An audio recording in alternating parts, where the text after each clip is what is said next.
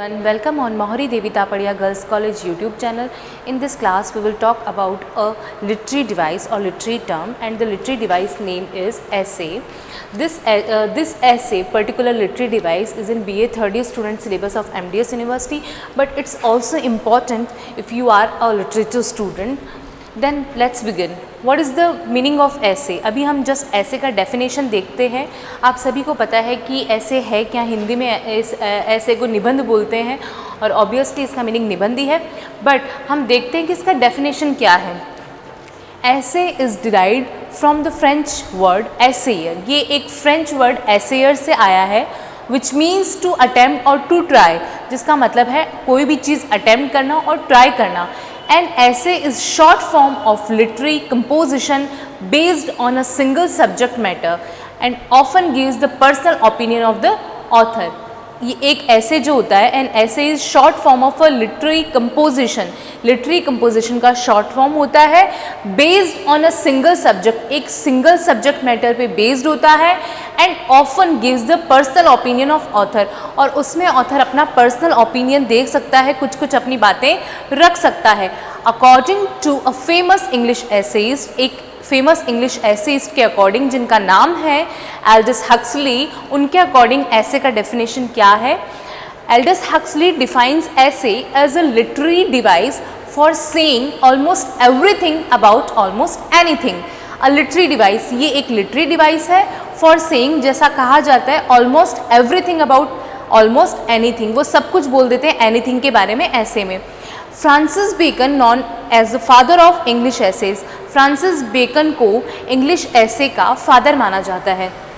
तो ये मैंने आपको एक इसका डेफिनेशन बता दिया.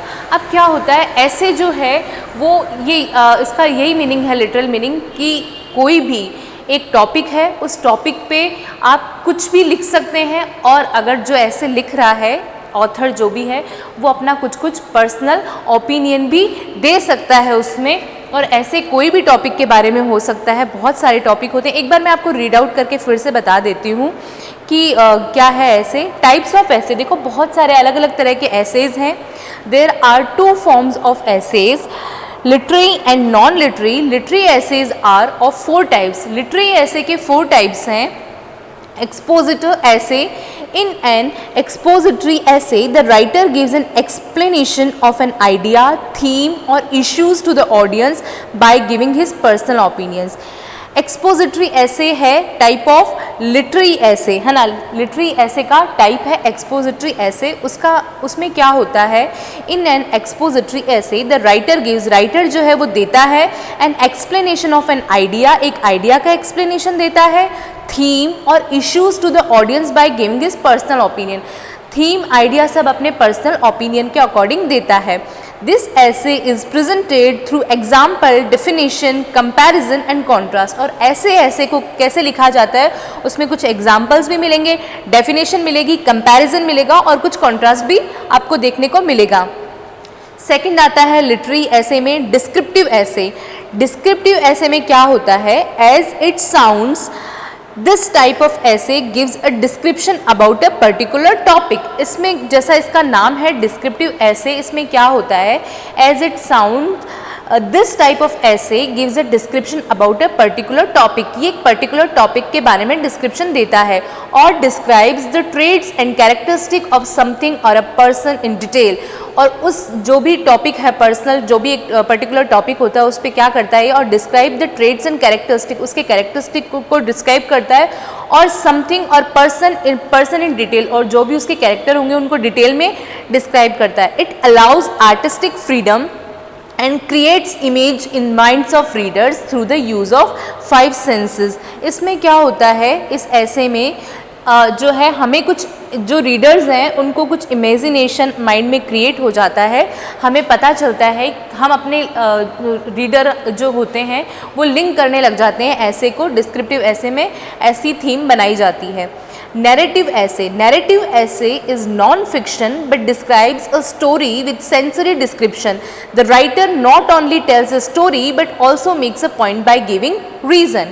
Persuasive essay. In this type of essay, the writer tries to conceive his reader to adopt his position or point of view or an issue.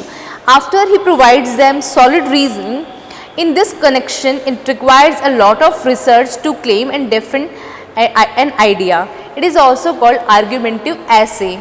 persuasive essay को argumentative essay भी बोलते हैं. अब देखो क्या है, आपको मैं एकदम शॉर्ट में मैंने आपको बता ही दिया है कि ऐसे क्या है. आपको सबको समझ में आ गया कि जो ऐसे है वो एक फ्रेंच वर्ड एसेयर से आया है जिसका मीनिंग है टू अटेम्प्ट और टू ट्राई. अटेम्प्ट करना, ट्राई करना. और एक ऐसे शॉर्ट फॉर्म है लिटरेरी कंपोजिशन का जो कि बेस्ड है सिंगल सब्जेक्ट मैटर पे. एंड कभी कभी अक्सर ऐसा होता है gives the personal opinion of the author, और ये पर्सनल ओपिनियन भी दे सकता है ऑथर के. और according to famous English essayist Aldous Huxley के अकॉर्डिंग है defines essay as a literary device for saying almost everything about almost anything. और फ्रांसिस बेकन को ऐसे इंग्लिश ऐसे का फादर माना जाता है.